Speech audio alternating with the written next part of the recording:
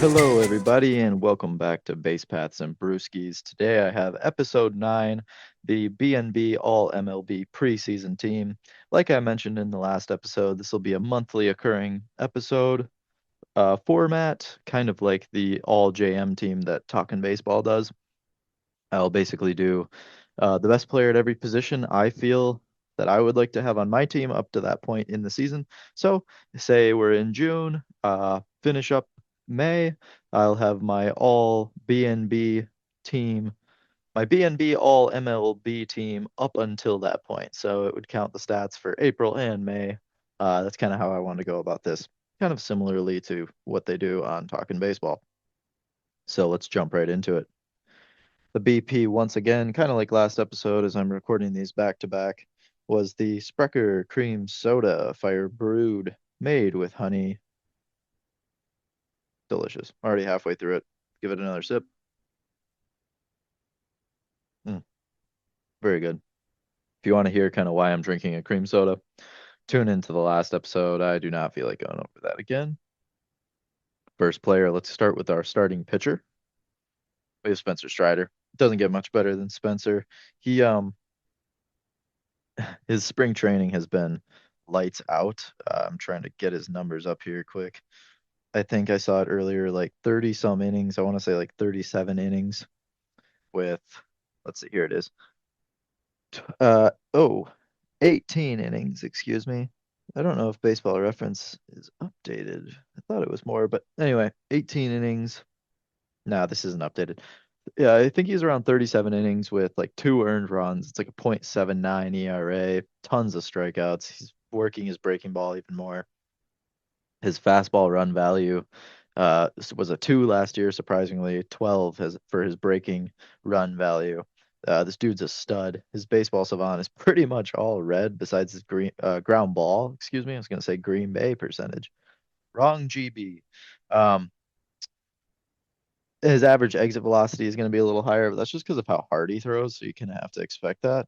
But this dude's a stud, and he will be my starting pitcher in this BnB All MLB team until someone else knocks him off the throne, because I just see this dude having a dominating season.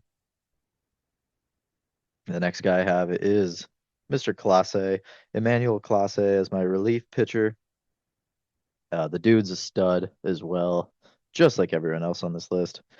72 and a two-thirds last year, 64 strikeouts, 1.16 whip with a 3.22 ERA. But up until that point, he had been sub 1.5 ERAs through his 2 seasons before that, hovering around that 70 inning mark. More strikeouts in those seasons. Had a bit of a down year last year, but he, I mean, gets tons of ground balls. He's not a huge strikeout dude, but I think that number is going to jump back up next season. He really has a good time of limiting hard contact. Great cutter that he throws most of the time. Has a great slider as well. Kind of the two main pitches he throws. So yeah, doesn't get much better than Class A. And I just think he has a lot to prove. I'm not sure. Let's look at his contract. I'm not super familiar with the Guardians and where he is in terms. Okay, so he's entering his first year of arbitration.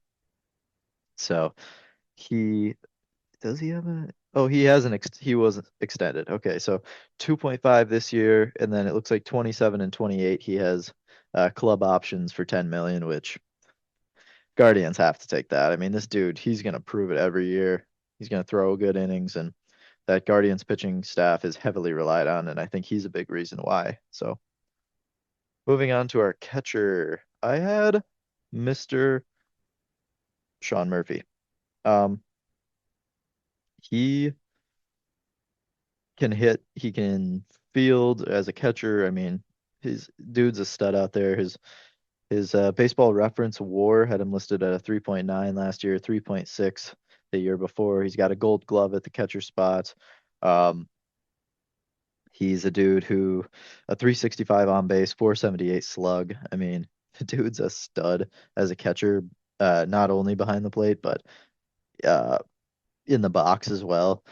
His savant numbers are super high. Expected Weighted on base is 96th percentile. His expected slug is 95th percentile. 96 in barrel percentage in terms of percentile, excuse me. His blocks above average is 100th percentile. Framing is elite. Every fielding metric is pretty elite. He had 21 run value batting, 14 in the field, which was good enough for 98th percentile as a catcher. Yeah, it doesn't get much better than Sean Murphy. Another one of those guys who, until proven someone else can get over him, I don't think he's going to take any steps back. 29 years old too, still in his prime. Dude looks like a stud. First base. Don't really need to go much into this one. Freddie Freeman. He's been doing it year in and year out for years now. I mean, the dude, I think, in my opinion, the best hitter in the game. Last year with the 712 OPS. That can't be right. No, that's not right. Um, that's his 2024 number. Sorry, his 977 OPS with a 567 slug, home runs, doubles. This dude smokes the ball, 100th percentile in sweet spot percentage. Sorry, I'm tripping up on my words a little here. But I mean, he's fantastic batting. He's super veteran knowledge guy running the bases too, which is cool.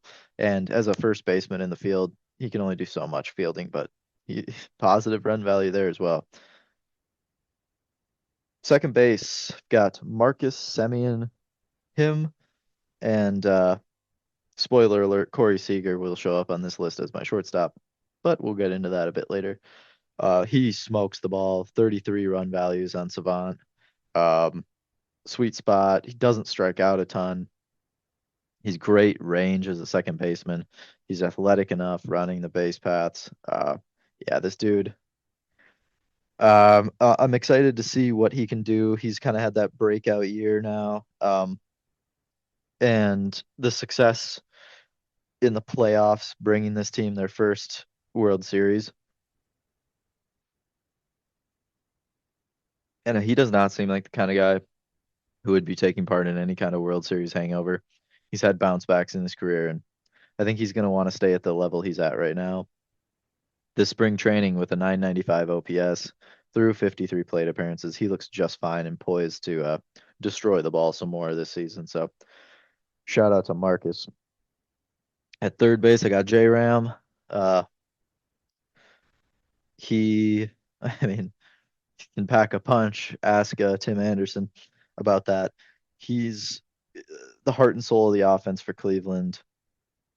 The dude's a stud. I mean, if they can get some people around him to help, take some of the heat off him with pitchers throwing their best stuff to him, maybe a little bit of lineup protection, which analytically was proven wrong and now kind of is proven right that it does exist. But I mean, his OPS plus, let's go 2023, 131, 2022, 148, 2021, 142, 2020. I don't know if it counts. He placed second in the MVP with a 167 OPS plus. I mean, going back even more, 2018, 151, 2017, 145. This dude's a stud. Four-time Silver Slugger. Super athletic too for kind of his he's got a bit of a different build compared to some of the guys that are top players right now in the league. What is up with his? Let's find his Savant quick. I want to take a look at that.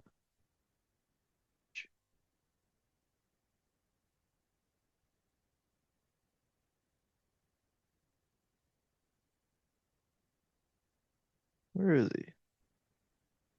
Getting Jose Ramirez from the Braves. Let's just look at his. Yeah, 5'9", 190. Pretty stocky dude, but love to see it from him. Like I said, Corey Seager. This was tough. Corey Seager pretty much could have won the MVP last season off of playing, I think, like 120 games, which was pretty incredible. Like his counting stats were right up there with everyone else. He led the league in doubles in just 119 games, hit 33 home runs, 96 RBIs, a 327 average, 390 on base, 623 slug with for a 1 OPS on the season, 170 OPS plus. He placed second in the MVP, got a Silver Slugger. The guy I debated putting putting here was Mookie Betts, just because I think he's the same level of hitter. But now Mookie Betts has to prove it at the shortstop position where, excuse me, Corey Seager already kind of has shown that he can be a good enough fielder. His fielding run value was a negative two, but with what he brings with the bat, 55 batting run value last season, which I think could have been even higher had he played, 140 games or whatever. So this dude's, I'm excited to see him and Semien just tear it up down there in the AL West and potentially, make a run back at the World Series for the second in 2 years for these guys. In left field, I had Corbin Carroll, Rookie of the Year for the NL last year, took his team to the World Series. 34 run value in batting, 5 in base running. The dude can fly around the bases. I'm hoping for no sophomore slump, but he got this position just based off of, I mean, he almost won an MVP. Not almost, but he was in the running for MVP his rookie year. Um, let's see. He got fifth place votes, which is pretty solid. With the 868 OPS, 134 OPS plus. If he can keep this, even if he does take a small step back, he's having a great season. So I'm super excited to see him. And another one of these guys who, if someone can step into that left field spot and prove me wrong, then sure, then they deserve it over him. But to this point, I'm taking Corbin. In center field, I've got Julio Rodriguez, J-Rod. I predicted him to in the last episode, so maybe I shouldn't spoil it. Predict him to win the MVP in the AL. I think he's going to take that Ronald Acuna type step. What is going on with Baseball Savant right now? I can't get who I actually want to look at ever.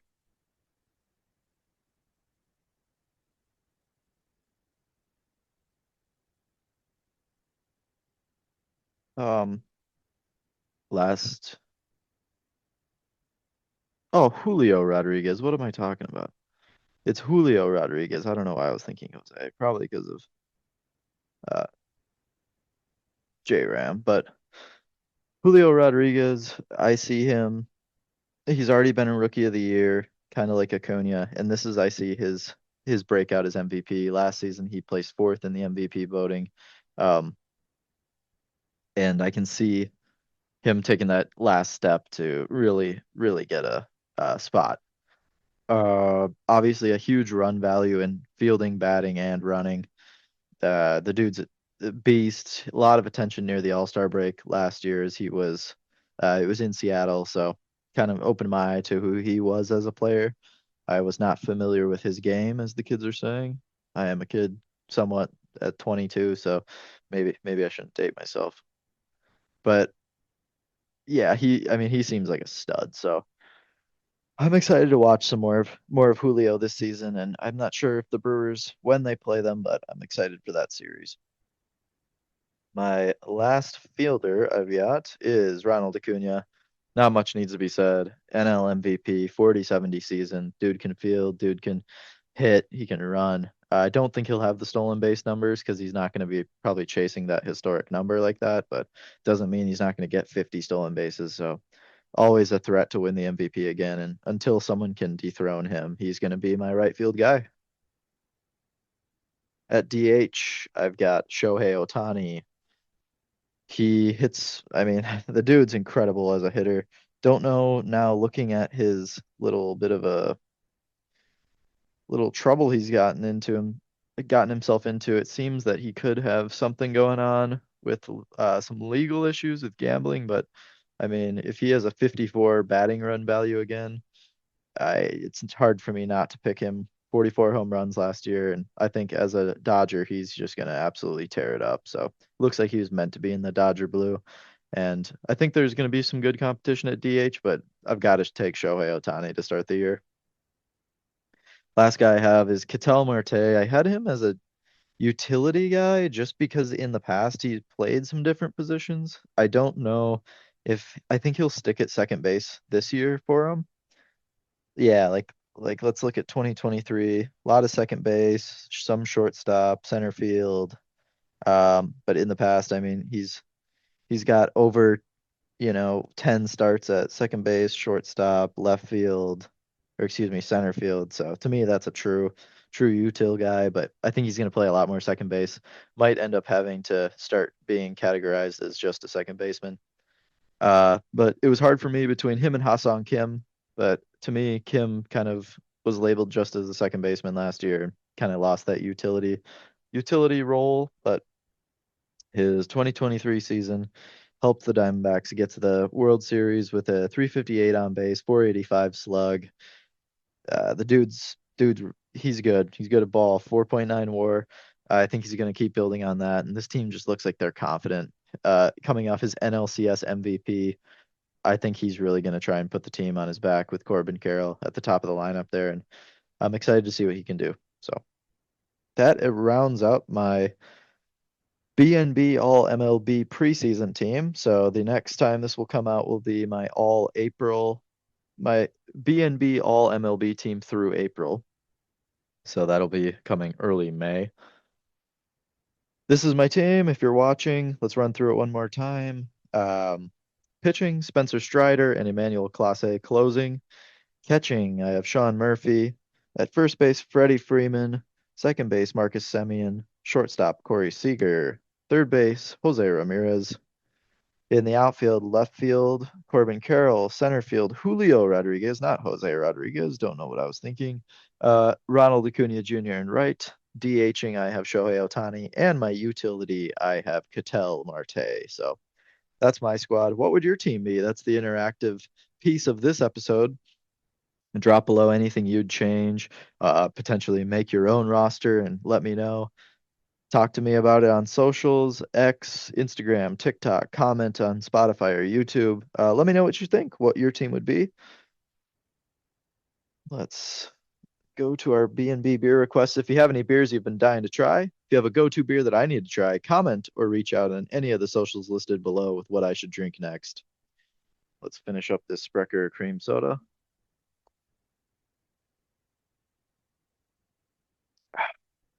And just like that, the cream soda is finally gone and this podcast is done. Thank you all. Tomorrow is opening day. Go Brewers.